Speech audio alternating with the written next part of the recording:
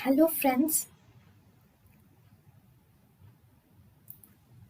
welcome to Creative Medicine.